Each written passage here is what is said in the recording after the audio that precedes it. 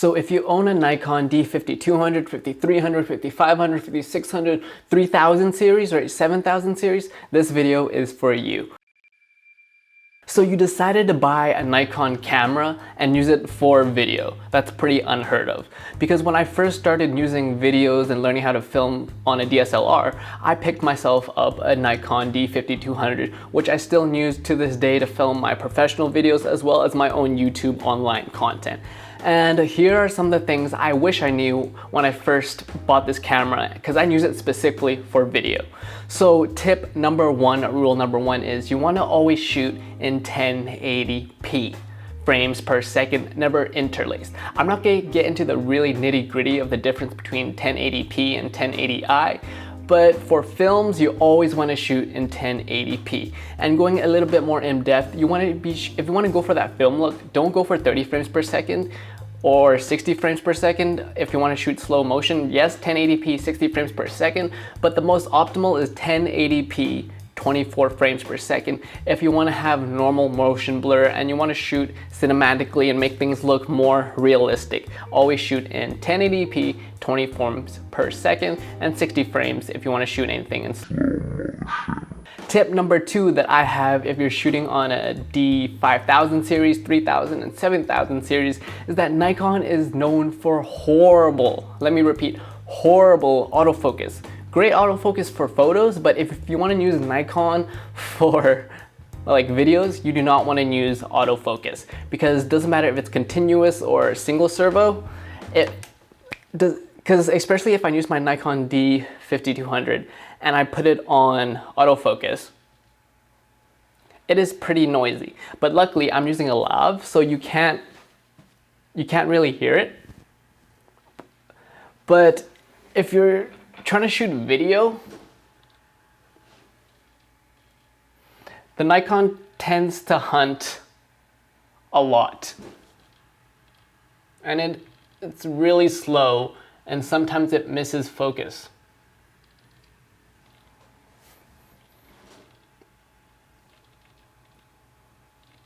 Which is why when I shoot YouTube videos, I always pretty much what I do is go up to the lens here, turn on autofocus once, let it focus, and then I hit it back to manual. And that is how I film my videos for anything online related.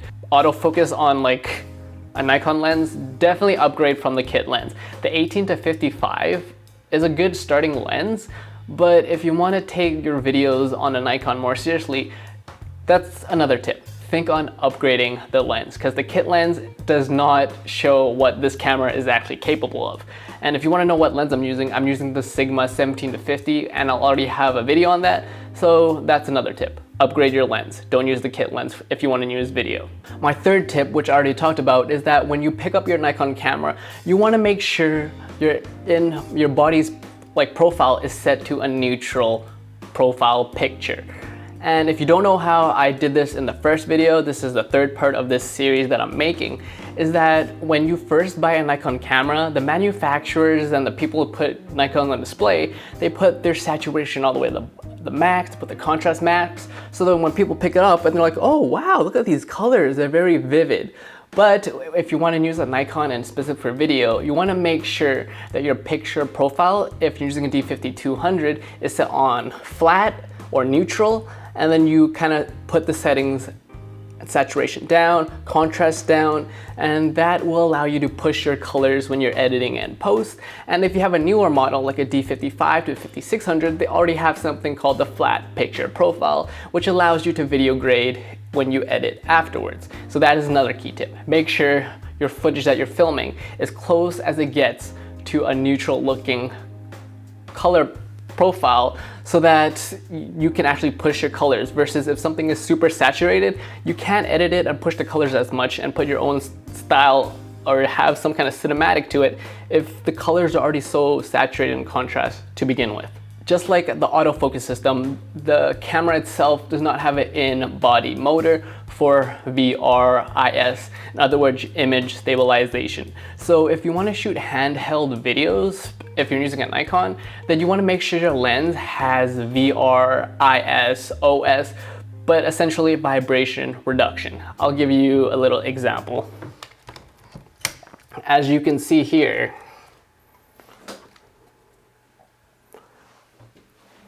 this is actually, I'm using the Sigma, and I put a VR on, vibration reduction on, and as you can see, it's not that jittery.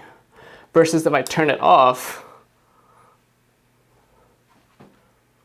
and I shake the camera like this, you can see a little bit of rolling shutter, but as well, it's even worse because vibration reduction is off. And my last and final tip, if you decide to pick up a Nikon D5000, 3000, 7000 series, and you want to use it for specifically video, like me, make sure you buy yourself an external mic, like I am right now. I'm using the Rode Link.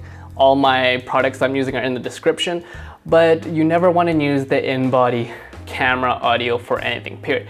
Specifically for even Nikon. From my own experience, the Nikon's audio system is utter garbage. Unless you're in a very secluded area, but if you want to take video seriously, you want to make sure you have good sound. Good sound is just as important, if not more important, than good video quality.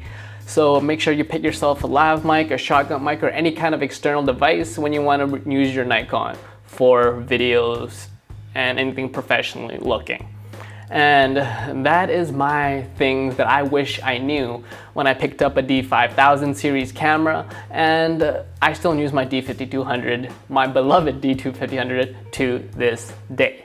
And my name is Peter, and we all start from nothing, but you can always create something. You're watching Broke Visionary.